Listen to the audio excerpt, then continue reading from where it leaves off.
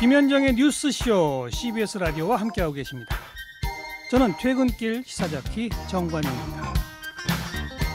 청취자 니나린님, 그러면 김학의 사건은 경찰에 맡기고 반대로 버닝썬 사건은 검찰이 하고 서로 반대로 짝지워주면 어떻겠느냐 이러셨고요. 예, 김민형님도 같은 의견, 서강희님도 같은 의견 주셨습니다. 강선엽님은 아까 그 표창원 의원이 슬리퍼리 슬로프라는 거 얘기하셨잖아요. 근데 그게 어디 경찰뿐이겠느냐. 모든 공직자에 해당하는 경계 대상 원리다. 예, 이런 문자도 보내주셨네요.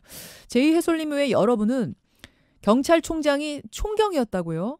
믿기십니까? 총경이 정말 그 모든 비리를 눈감아줄 수 있다고요? 잘 안 믿긴다는 의견을 많은 분들이 지금 보내주셨네요. 어쨌든 이 이야기는 잠시 후 댓글쇼에서 표 의원한테 조금 더 질문을 하도록 하고 이택수의 여론으로 넘어갑니다. 어서 오세요, 이택수 대표. 안녕하세요. 예, 리얼미터 이택수 대표와 함께하는 이번 주 여론.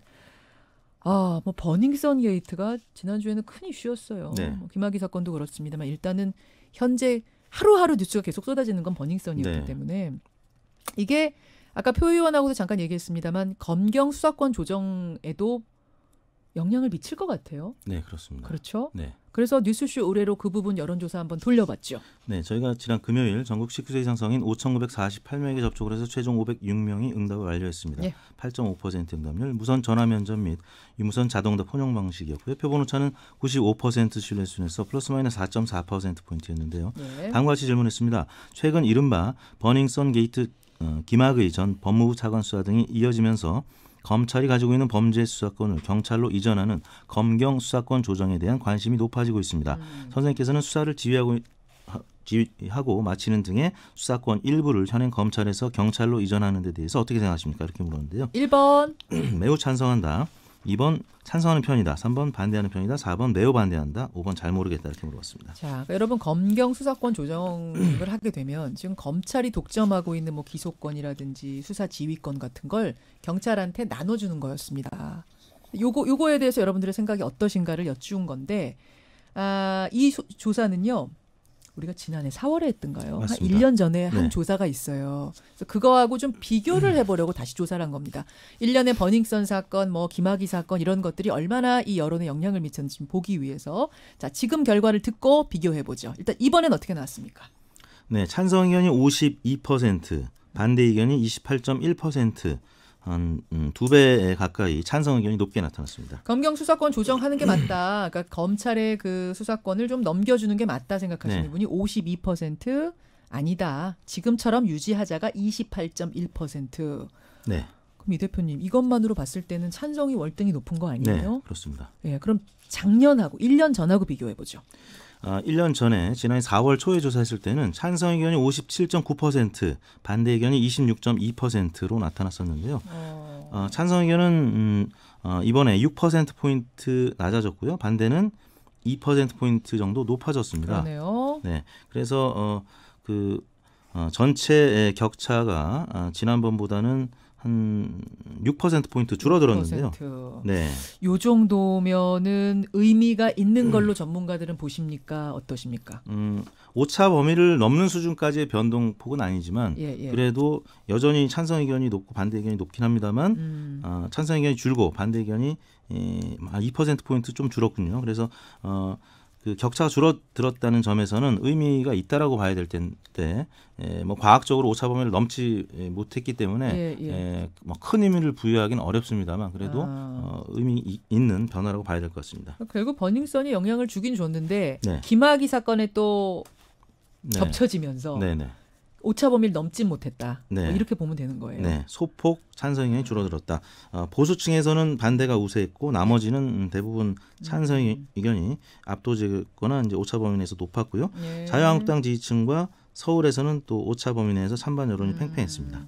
결국은 버닝썬 사건 이거 경찰이 제대로 수사 못 해내면 네. 마무리 못 지어내면 맞습니다. 이게 결국은 지금 이렇게 된 게 요 오차 범위 넘어설 수도 있는 거잖아요. 네. 그래서 경찰이 더 명운을 걸고 수사하겠다 이렇게 나오는 걸 것 네네. 같아요.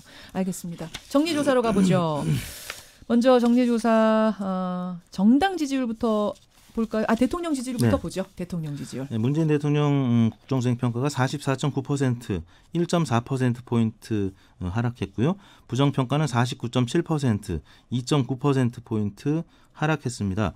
3주 연속 하락했고요. 작년 12월 4주차에 기존 취임 후 주간 집계상 최저치 45.9%보다 또 1%포인트 낮은 수치를 기록했습니다. 예, 데드크로스 지난주에 데드크로스였잖아요. 그렇습니다. 네, 이번에도 더 하락세가 유지가 됐군요. 네. 어떻게 영향 분석하세요?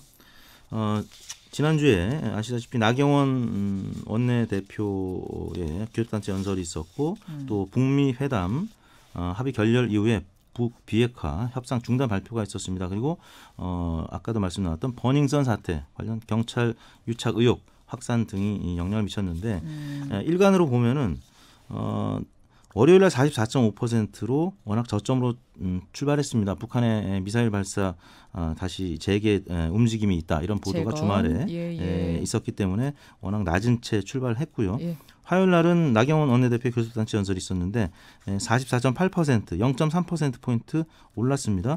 그리고 수요일 날은 46%로 전날 대비 1.2%포인트 올랐습니다.